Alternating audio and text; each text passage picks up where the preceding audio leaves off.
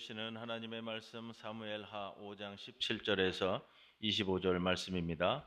이스라엘이 다윗에게 기름을 부어 이스라엘 왕으로 삼았다 함을 블레셋 사람들이 듣고 블레셋 사람들이 다윗을 찾으러 다 올라오매 다윗이 듣고 요새로 나가니라. 블레셋 사람들이 이미 이르러 르바임 골짜기에 가득한지라.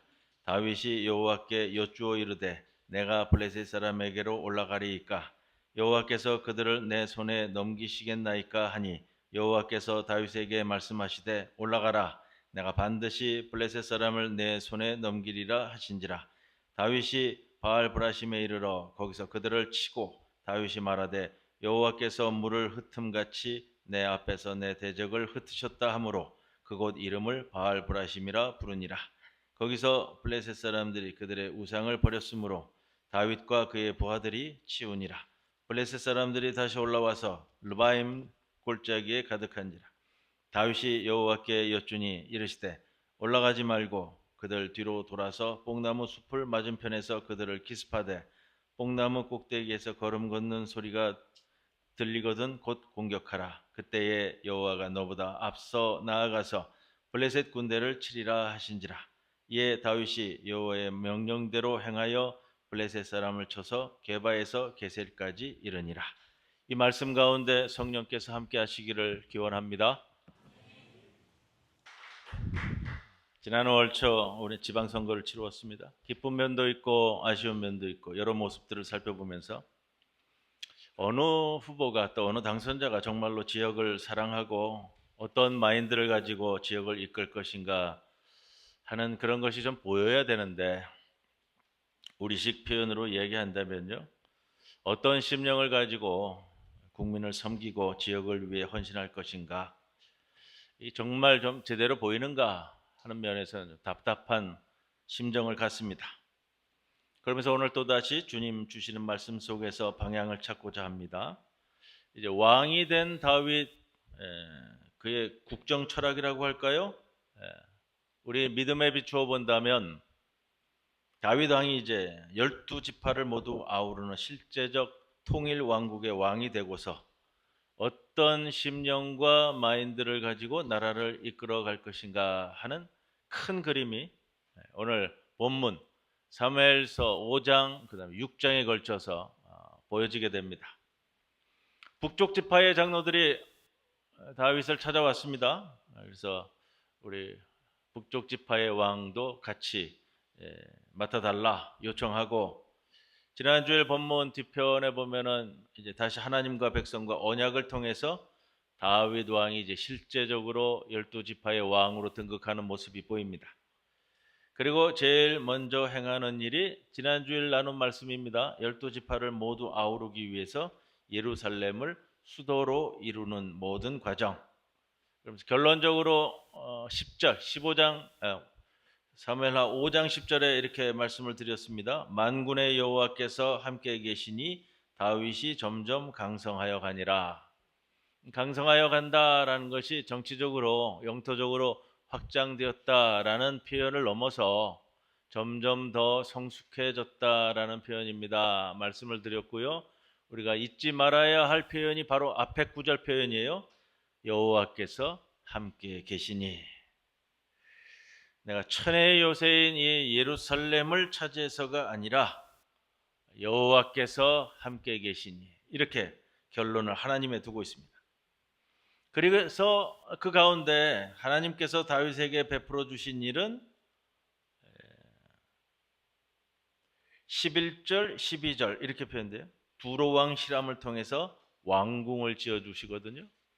그동안 13년 광야 생활 동안 또 무엇보다 백성을 모두 아우르고 통합시키기 위해서 다른 어떤 곳이 아닌 예루살렘으로 수도를 세운 다윗에게 주신 하나님의 선물로서의 예루살렘 왕궁, 우리가 이렇게 볼 수 있습니다. 그리고 오늘 본문 5장 17절 이하에 일어나는 사건이 발생하는 거예요. 블레셋과의 전쟁 장면이죠. 오늘 블레셋과의 전쟁 장면의 모습을 함께 나누는데, 이제 왕이 돼서 처음 치르는 전쟁이 돼버렸습니다. 자, 근데 상황이 좋지 않아요. 왜 안 좋냐? 그동안 어떻게 보면 이스라엘이 남과 북이 내전을 치렀어요. 몇 년 동안이나요? 7년 반 동안 내전을 치루었다. 이런 상황이고요. 또 방금 전에는 다윗이 예루살렘 성을 차지하기 위해서 이 같은 저 같은 군사를 동원해서 여부수족과의 전쟁도 벌였습니다. 이 전쟁을 이제 막 끝낸 때예요. 거기다 9절 이하의 말씀에는 예루살렘 성을 추가로 축조하느라고 시간과 정력이 많이 소비된 상태였습니다. 거기다 또 하나님께서 선물로 주셨지만 두로와 두로왕 시람을 통해서 물론 목수와 석수들을 보내서 왕궁을 지었지만 이 왕궁을 짓는다라는 것이 이렇게 쉬운 일이 아니고요. 이렇게 저렇게 국력이 많이 소진될 수밖에 없었던 상황이다. 이걸 우리가 전제로 놓고 봅니다. 이것을 블레셋이 놓치지 않았다. 블레셋의 명목은 이겁니다. 다윗이 오래전 블레셋 가드 왕 밑에 내려가 있었던 적이 있습니다. 기억하시죠? 관계로 얘기한다면 블레셋 가드 왕의 일종의 봉신으로 있었어요. 봉신. 시글락 성을 블레셋 왕으로서부터 하사받아서 거기서 먹고 살면서 일정량의 노획물을 또 이제 가드 왕에게 상납하고 살아온 예가 있다는 거예요. 그러던 다윗이 유다 지파의 왕이 되었다라는 소식을 들었을 때 블레셋이 그다지 신경 쓰지 않은 것 같습니다. 왜냐? 말이 왕이지. 한 지파의 왕이다 그러면 뭐 우리가 쉽게 생각하면 부족장 정도 이렇게 보이는 거예요. 별로 생각하지 않았는데 이제 상황이 확 바뀌어버렸어요. 12지파 전체에 통일된 이스라엘 왕으로 등극했다.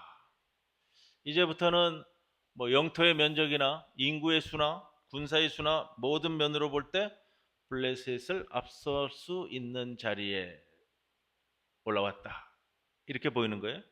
그래서 다윗을 만나서 그동안의 봉신의 예를 다시 갖출 것을 요구했을 수도 있고요. 이스라엘이 체제를 갖추고 더 강성해지기 전에 또 12지파가 완전히 연합되기 전에 지금 국력이 이래저래 소진된 틈을 타 맛을 한번 보여주겠다. 이래서 올라온 것으로 보여져요. 그래서 17절 말씀을 보면 블레셋이 전쟁하러 왔다, 쳐들어왔다 이런 표현을 쓰는 것이 아니라 블레셋 사람들이 다윗을 찾으러 왔다 이렇게 그렇게 표현합니다. 다윗 왕으로서는 통일 왕국의 왕으로서 이 전쟁이 첫 시험대가 될 거예요. 다윗이 골리앗을 거꾸로 때렸고 사울 왕의 장수로 있을 때에는 블레셋과의 전투로 승리를 이끈 것을 우리는 기억합니다.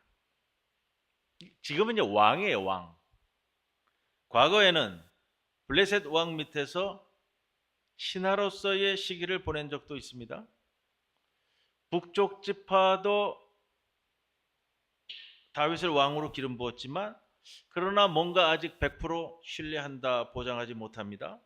왕으로서 지금 이때 첫 전쟁에서 무언가를 확실하게 보여주어야 되는 때다. 이거고요. 더 근본적인 건 이거예요. 원론적인 건데 기름 부음 받은 왕으로서 전쟁이 나면 당연히 해내야 할 일을 해야 하는 것이죠.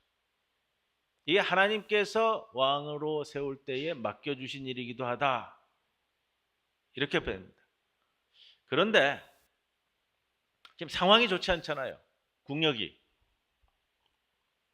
소진될 대로 소진된 상태고 12지파가 모두 다 다윗을 신뢰하느냐? 그것도 아니고 이렇게 의심의 눈초리를 보이는 북쪽 지파의 눈길도 있는데 블레셋은 변함없이 오늘도 강성하다.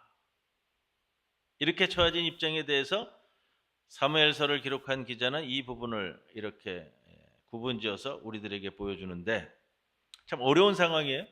5장 6절에 예루살렘을 차지하러 올라가는 과정에 대해서는 다윗과 그의 부하들이 이렇게 표현하지만 블레셋과의 전쟁에 임하는 다윗의 모습에 대해서는 5장 17절에 그의 부하들을 빼버리고요. 다윗이 듣고 요새로 나아갔다. 이렇게 좀 홀로 맞이하는 느낌을 느끼는, 그렇게 서술을 합니다. 물론 블레셋과의 전쟁 중에 그동안 다윗을 따르던 부하들만이 아닌 12지파 모두의 선별된 군사들이 참가했을 겁니다. 그러나 사무엘서 기자는 다윗의 이런 심정을 반영해서 그렇게 기록하고 있습니다. 만약 이거예요. 다윗이 전쟁에 피한다면요. 다윗이 이 첫 전쟁에서 패한다면 왕권이 흔들릴 수밖에 없는 거예요. 그런데 우리가 여기서 중요한 모습을 봅니다. 다윗이 이 부분에 대해서 어떻게 대처하고 있는가. 이게 우리들에게 주시는 메시지인데 19절에 이렇게 되잖아요. 이런 처지에 놓여졌는데 다윗이 여호와께 여쭈어 이르되. 자, 전쟁이 발발할 것 같습니다. 국정 지도자로서 제일 먼저 뭘 해야 될까? 군대를 소집하고 군대를 징발하고 무기 체계를 정비하고 방어 체계를 확인하고, 이 편보다 우리에게 주는 사무엘서의 메시지는 이거예요. 다윗이 여호와께 여쭈어 이르되. 내가 할 수 있더라도, 내 능력이 된다 하더라도 여호와께 여쭈어 이르되. 이 신앙이 여러분의 믿음이 되기를 바랍니다. 결과는 21절에 블레셋 사람들이 그들의 우상을 버렸으므로, 이렇게 나오잖아요. 그들의 우상을 버렸다. 이 전쟁에 나올 때는 자기들의 우상을 다 앞세우고 나오는데 도망가기 바쁜 거예요. 그들의 신까지도 다 버리고 도망갔다, 이런 표현인데 이게 어디에 응답한 결과인가요? 19절에 여호와께서 다윗에게 말씀하시되. 여기에 응답을 받는 모습입니다. 22절이 시작되면 이제 2차전이 시작되는 거예요. 블레셋 사람들이 또 올라왔죠. 그냥 가서 쳐부수면 되는데 한번 전쟁에서 대승을 거뒀잖아요. 자신감도 붙었을 것이고요. 그냥 나가서 해도 해볼만하다 하겠는데 23절에 다시 반복이 되는 거예요. 다윗이 여호와께 여쭈니. 이제 능력도 넘치고요. 경험도 세웠어요. 그래도 자만하지 않고 여호와께 여쭈니. 자, 이런 모습을 볼 때요, 하나님이 다윗을 볼 때 어떤 마음이 생길까요? 하나님이 다윗을 어떤 모습으로 볼까요? 이쁘잖아요. 이쁘잖아. 그거예요. 얼마나 이쁠까. 그래서 24절에 여기에서도 이렇게 저렇게 하라 명령을 내립니다. 하고 덧붙이는 중요한 말씀이 있어요. 24절에 뭐냐면 여호와께 여쭈고 나아갈 때 뽕나무에서 위에서 들리는 소리가 있거든, 나가라.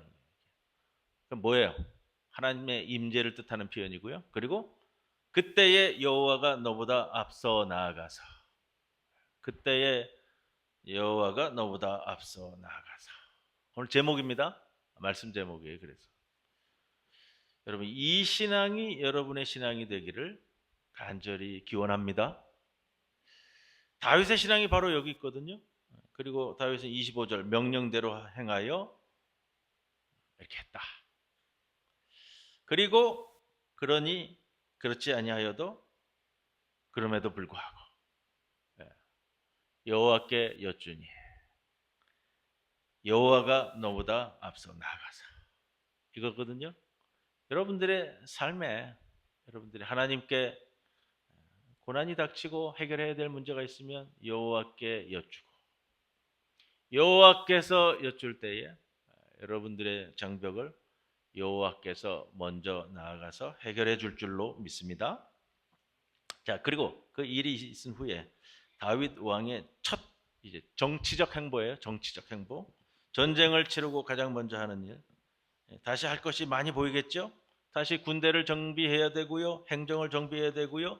대신들을 정렬하고 세금 체계를 고치고 국경을 강화하고 보고 체계를 확립하고 정보 체계를 강화하고 쭉 해야 될 일이 많아요. 근데 다윗이 제일 처음 보이는 일은 6장에 들어서 뭐죠? 하나님의 임재를 상징하는 하나님의 궤를 모셔오는 일을 제일 먼저 추진을 합니다. 여러분, 광야에서는 성막을 짓고 살았는데 그때의 성막의 핵심은 언약궤예요. 하나님의 궤란 말이에요. 가나안 땅에 들어와 실로라는 곳에 장막을 가져다 놓고 언약궤를 거기다 모셨습니다. 그래서 여호수아 시절에도 실로가 이스라엘 중심지였고요. 우리가 잘 아는 이 사무엘 선지자가 자기 고향 라마에서 엘리 제사장에게 갈 때 실로에 가서 하나님을 섬기고 자라났잖아요. 그러다가 블레셋과의 전투에서 자꾸 패배하니까 싸움에서 좀 이겨보고자 싶어 언약궤를 전투에 가지고 나갔다가 패배하고 언약궤를 빼앗겼습니다.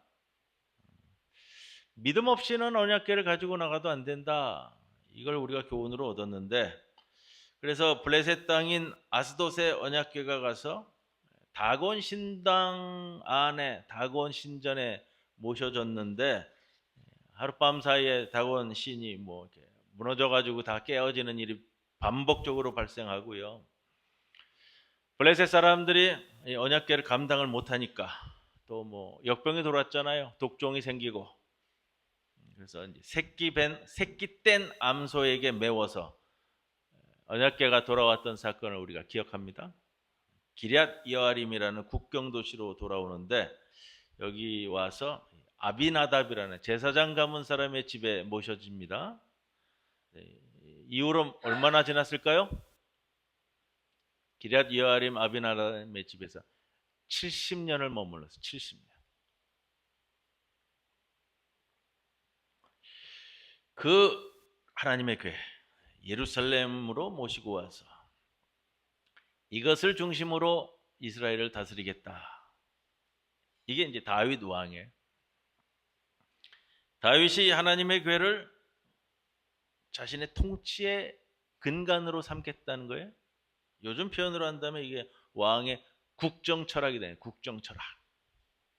비교를 해보면 사울 왕은 40년을 나라를 다스렸는데 그때의 하나님의 궤가 기럇 여아림에 있었습니다. 사울은 한 번도 자기가 다스리는 동안 하나님의 궤를 언급하지 않았습니다. 나라를 다스릴 때 하나님의 궤가 어디에 있는지 생각이 없었다는 거예요. 이건 하나님의 말씀과 율법에 전혀 생각이 없었지 않느냐, 이렇게 보여지는 거고요. 이에 비해서 다윗이 왕으로 등극한 이후의 첫 정치적 행보가 무엇이냐, 첫 작업이 무엇이냐 한다면 하나님의 궤를 예루살렘으로 모셔오는 일이에요. 왕이 되자마자 첫 작업이 하나님의 궤를 예루살렘으로 모셔와서 나의 통치의 근간으로 삼겠다, 이거죠.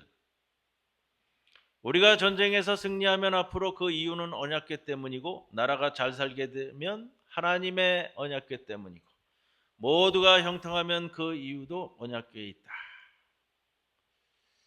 통치의 첫 번째 이유를 언약궤에 두고 군대보다 정치보다 그 무엇보다 앞에 두었다. 이게 다윗 왕이라는 겁니다. 사울 왕과의 차이가 어마어마하죠. 나라 통치의 근간이 언약궤다. 하나님에게는 하나님을 상징하잖아요. 하나님이 여기에 임재해 계신다. 언약궤에는 3가지 물건이 들어있다고 전해져요. 물론 내용적으로는 성서를 다 이렇게 보면은 언약궤 아니라 그 바깥에 두었다라는 표현도 나오고 그러는데, 여하튼 3가지를 얘기하는데, 3가지가 뭐죠? 아론의 지팡이, 십계명 돌판, 아론의 쌍난 지팡이, 만나 항아리. 의미하는 바는요, 십계명 돌판은 뭐예요? 말씀이잖아요. 말씀으로 다스리겠다. 하나님의 말씀으로 나라를 다스린다는 다. 아론의 쌍난 지팡이는 뭐예요? 권세를 상징하죠. 하나님의 권세. 내 지팡이가 아니라 내 권세가 아니라 하나님의 권세로 나라를 다스리겠다.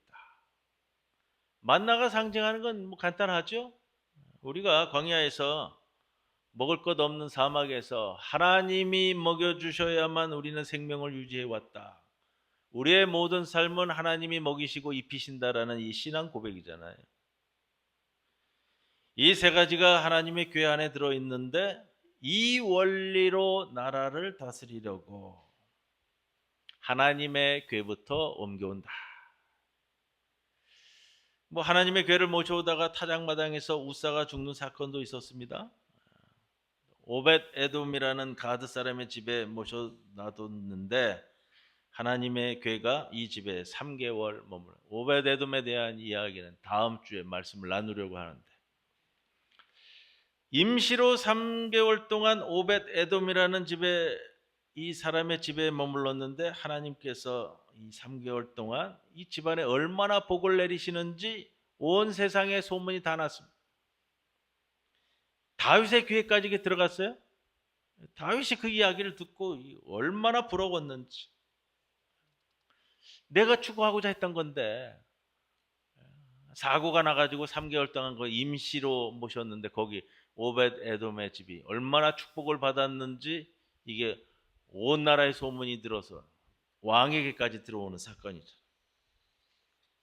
다윗이 언약궤를 모시고 오고 싶어가지고 안달이 난 사람이고요. 오벳 에돔은 어쩌다가 맡은 사람인데 하나님이 이 언약궤를 맡은 오벳 에돔의 집에 복을 주시는데 얼마나 엄청났는지 온 나라에 소문이 났습니다. 그래서 다윗이 말씀을 다 살펴가지고 올바른 방법으로 율법대로 법궤를 다윗이 옮겨옵니다. 여러분, 우리 교회의 모든 것 하나님의 임재하심을 상징하는 언약궤로부터 나온다. 이게 우리의 신앙 고백이에요. 이곳에 오셔서 예배드리고 이곳에 오셔서 하나님을 만나고 이곳에서 말씀을 붙들고 이곳에서 하나님의 지팡이를 붙들고 돌아가시기를 바랍니다. 여러분 살아가는 삶의 현장마다 이곳에서 주시는 생명의 말씀인 만나를 먹고 돌아가신 후에 육의 양식을 먹는 여러분이 되셔야 됩니다. 그런 의미에서 우리 주일 예배가 우리의 삶을 책임지는 얼마나 중요한 사건인지 모른다는 겁니다. 하나님의 궤를 모셔온 후에 하나님께서 주시는 영원한 승리의 표현을 사무엘하 8장 14절에는 이렇게 표현합니다. 다윗이 어디로 가든지 이기게 하시니라. 간단한 표현이지만 모든 걸 다 담고 있습니다. 다윗이 승리하는 이유는 군대와 행정과 조직과 제도가 아니라 다윗이 어디를 가든지 승리하는 이유는 그 영적인 이유는 언약궤다. 오늘의 시편 132편을 우리가 봉독했습니다만 다윗이 하나님의 궤를 모셔오기 위해서 불렀던 소원의 노래예요. 소원의 노래. 다윗이 부른 하나님의 궤를 소망하는 노래인데 너무 길어서 제가 앞에 3절 4절은 좀 뺐습니다만 3절 4절의 내용이 번역이 조금 어려워가지고 그렇게 안 들리지만 하나님의 궤가 오기 전에는 내가 내 장막에 들어가지도 않겠다. 나는 내 하나님의 궤가 들어오기 전까지는 내 침상에 올라가 잠도 자지 않겠다 이거거든요. 그리고 7절에 이 하나님의 궤가 오면 그 하나님의 언약궤 발등상 앞에 엎드려 나는 예배하겠다 이렇게 표현한다. 이 얼마나 소중한 심령이에요. 그리고 우리가 잘 아는 사건 다윗의 이 심령과 믿음이 언약궤가 들어올 때 상의를 다 벗어 제치고 춤을 추잖아요. 이 다윗의 춤인데 그 모습을 본 아내 미갈이 다윗을 비난했고요. 왕으로서 어떻게 채심머리 없이 그럴 수 있느냐. 미갈에게 하는 표현이 있어요.